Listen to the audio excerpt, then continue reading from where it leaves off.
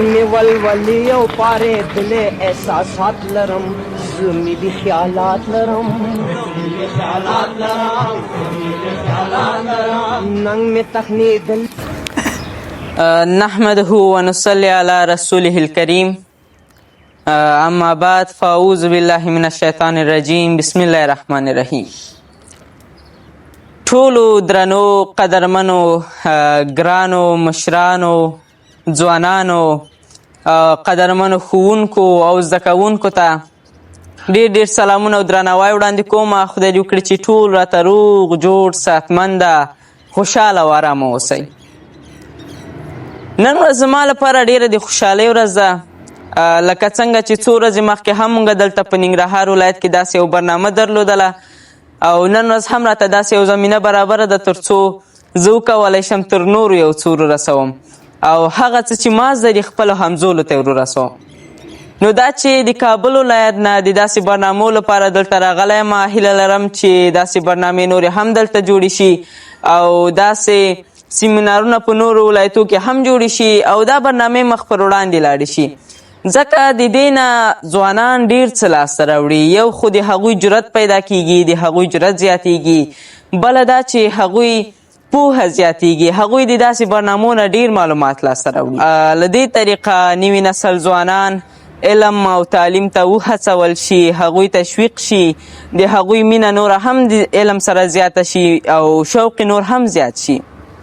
ځکه چې که مونږ علم حاصل کړو، د علم لار خپله کړو، خپل کاروان د علم په لار روان کړو، نو مونږ او تاسې به ډېر یو روښانه آینده لرو. مونږ او تاسې ژوند به د خوشحالیو نه ډک ژوند وي او په مشکلاتو سره به نه مخامخ کیږو او که مخامخ شولو خپل ستونزې به په خپله حل کولی شو، نورو ته به نه یو احتیاج.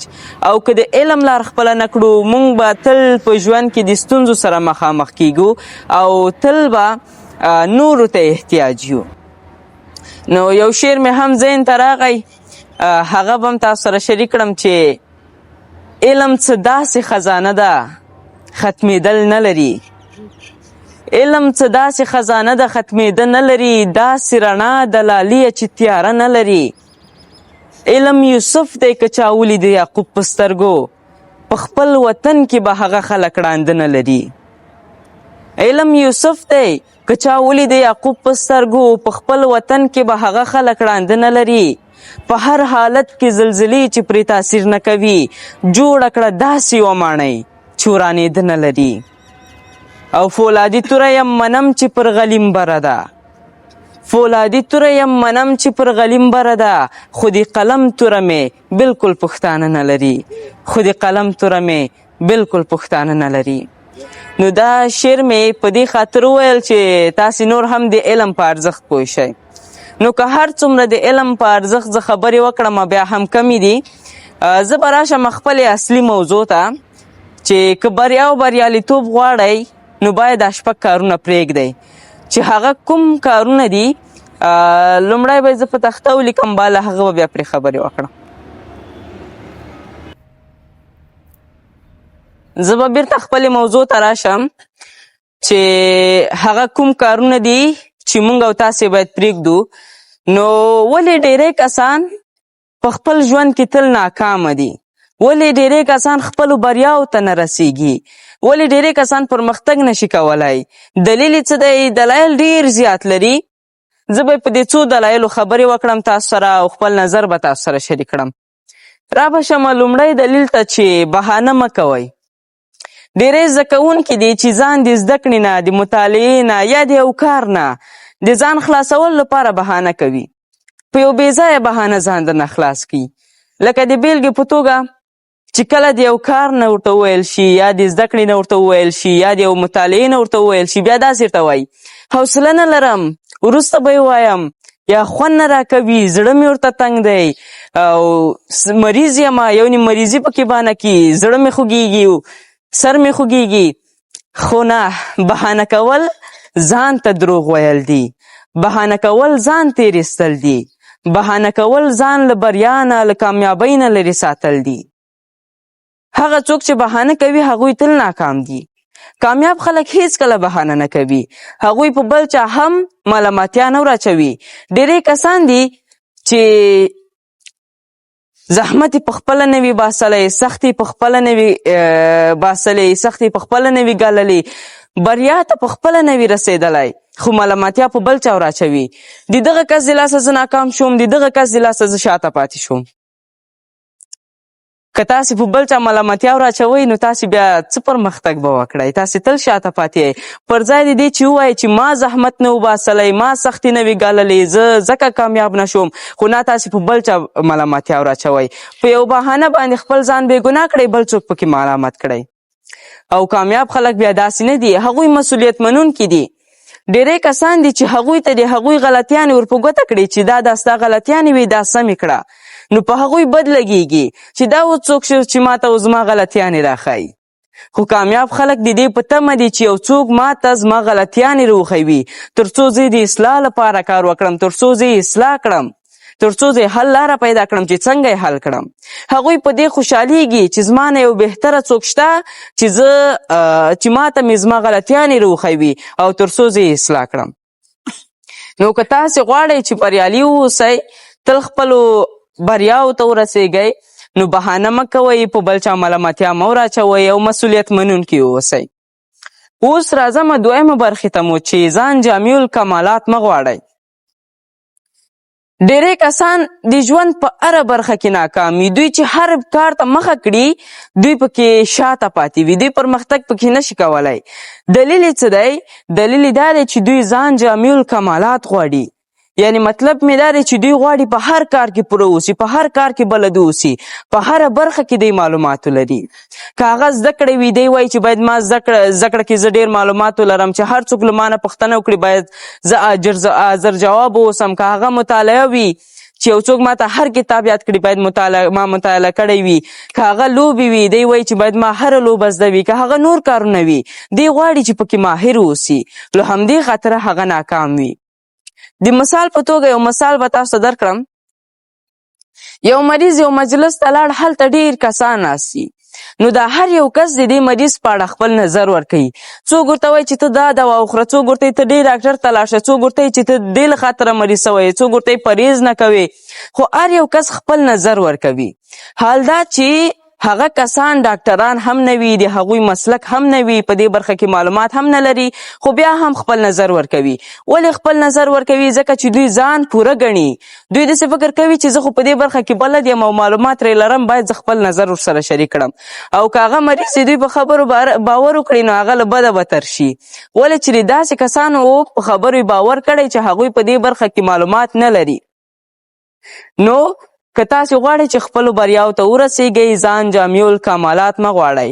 تل داسې مه کوئ چې تاسې په هره برخه کې ځان پوره وبولئ چې زه خو په دې کار کې بلد یم، باید خپل نظر ورکړم. نه، هیڅ انسان پوره نه دی، هیڅ انسان کامل نه دی، هیڅ انسان نشي کولی چې په هره برخه کې معلومات ولري. خو هر انسان کولی شي چې په یو برخه کې، په دو برخو کې معلومات حاصل کړي او په هغه برخه باندې خپل نظر ورکړي. داسې نه چې په هره برخه کې هغه معلومات ولري او پرې وغږیږي. نو که تاسې غواړئ چې کامیاب واوسئ، ځان جامع الکمالات مه غواړئ. اوس به راشم درېیمې برخې ته مو چې ویره له زړه وباسئ. ډېری کسان د خپل ځان نه پیژني، خپل ځان په تمامه معنا نه پیژني چې زه څوک یم، زه څومره وړتیاوې په ځان کې لرم. د خپلو وړتیاو نه ناخبر دي. تل د کمزورۍ احساس کوي، تل د ډار احساس کوي، تل په زړه کې ویره لري، تل د تنبلۍ احساس کوي. د بیلګې په توګه یو کس یو مجلس ته لاړ، هلته ډېر مشران ناست دي، په یو موضوع بحث کوي، هر یو مشر خپل نظر ورکوي. نو دا کس هم خپل نظر لري چې ورسره شریک کړي، خو نه یې شریکوي.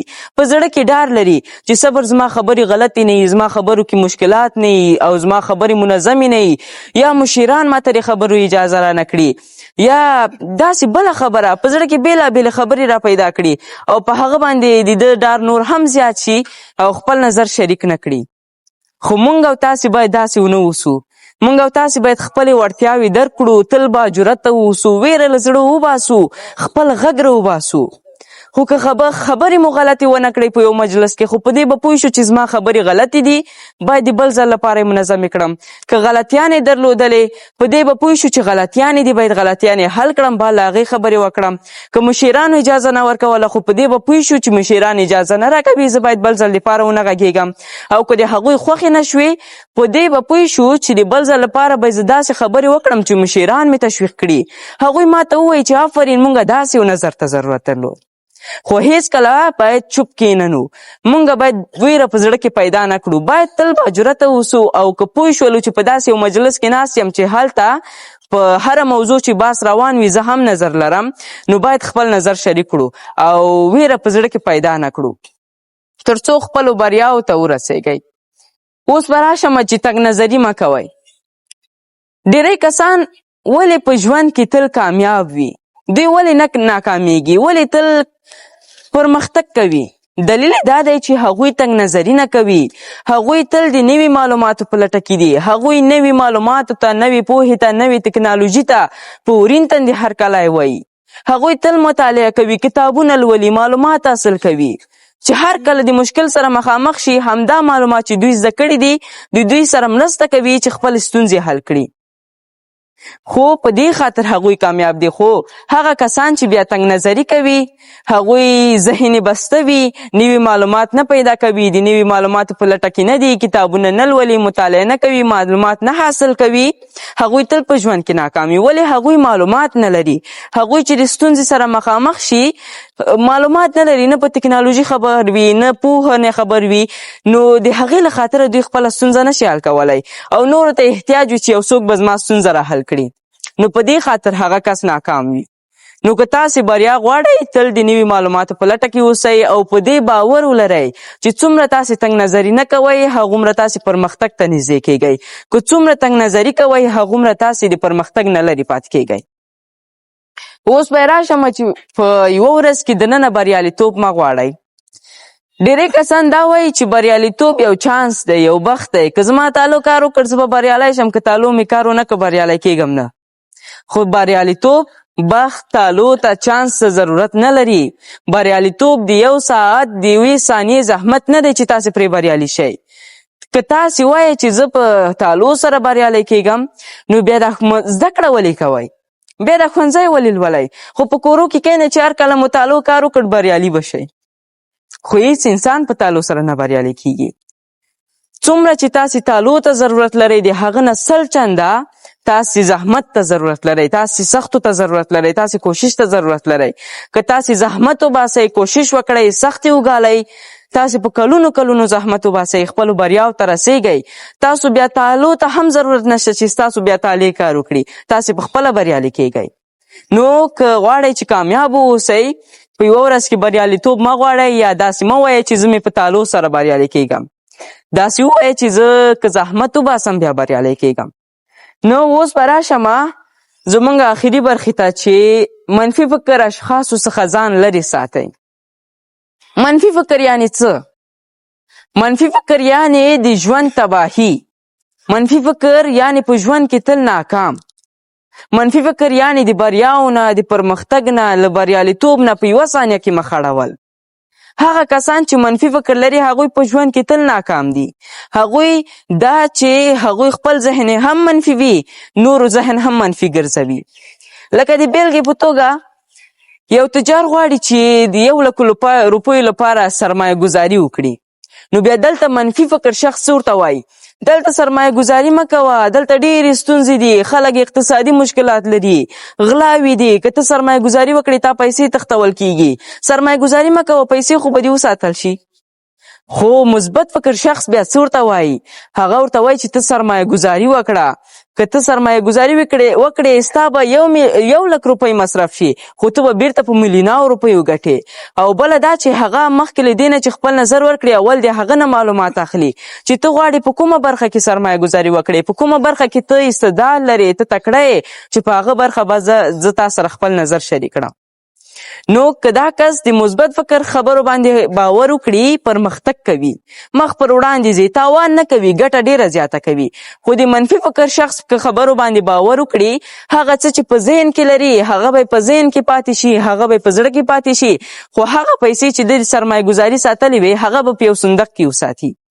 یا یو بل مثال هم تاسو ته درکړم. په یو مجلس کې 3 کسان ناست دي. یو کس غواړي چې خپل اولادونه ښوونځي کې واچوي، بل کس منفي فکر لري او بل کس چې آخري شخص دی هغه مثبت فکر لري. نو کله چې دا کس خپل نظر د دې 2 کسانو سره شریک کړي، نو منفي فکر شخص ورته وایي اولادونه د ښوونځي کې ما اچوه په درد نه خوري، د پلاني زوی چې ښوونځی وستی وکړه په کور کې بې ځایه وخت ضایع کوي، د پلاني زوی چې پوهنتون ولوسته کار هم نه ورته پیدا کېږي خپل وخت ضایع کوي، کراچۍ ورته واخله یو کار ورته جوړ کړه مصروفه به هم وي، تا ته به پیسې هم راګټي. خو مثبت فکر شخص بیا داسې ورته وایي چې نه، ته د اولادونه ښوونځي کې واچوه ترڅو ستاسو د اولادو آینده روښانه وي، ستاسو اولادونه پرمختګ وکړي، نور ته احتیاج ونه اوسي او ژوند به یې ارامه وي. نو تاسې دلته وګورئ چې د منفي فکر او مثبت فکر ترمنځ څومره توپیر دی. که مونږ مثبت فکر واوسو مونږ پرمختګ کوو، او که منفي فکر په ژوند کې تل ولرو مونږ شاته پاتې کیږو. نو که تاسې هم د منفي فکر اشخاص سره ناسته پاسته کوئ، ځان ترې لرې ساتئ. ولې هغوی تاسو بریا ته نه رسوي، هغوی تاسو په بریاو نه خوشحالیږي، هغوی تاسو ته تل ناکامي درکوي، هغوی تاسو ته داسې لارې درښیي چې تاسې شاته پاتې شئ. خپل فکر هم منفي وي، ستاسو فکر هم منفي کوي. که د مثبتو افکارو اشخاص سره ناسته پاسته وکړئ، ژوند به مو هم ارامه وي، ژوند به مو هم سوکاله وي، په ژوند کې به تل پرمختګ کوئ. نو ډېرې خبرې ما وکړلې، زه به دا ټولې اوس را خلاصه کړم. که تاسې غواړئ چې ارامه، سوکاله، خوشحاله ژوند ولرئ، نو دا 6 کارونه پرېږدئ.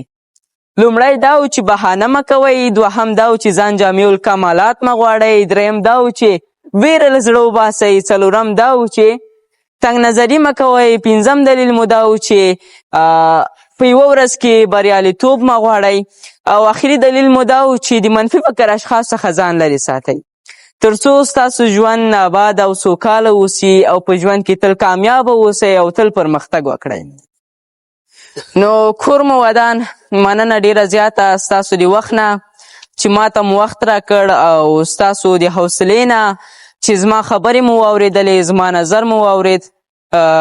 الله مو تل آباد او سرلوړي لره، او هیله مند یم چې ټول زده کوونکي خپلو بریاو ته ورسیږي، تل پرمختګ وکړي او بریالي واوسي، حتی تر دې چې په آینده کې داسې اشخاص واوسي چې ټولنه پرې افتخار وکړي، او حتی د وګړو الګو واوسي. نو تاسو ټولو ته ښه وخت غواړم، ستاسو ټولو د بریا په هیله. پارېدلې احساسات لرم، زه ملي خیالات لرم،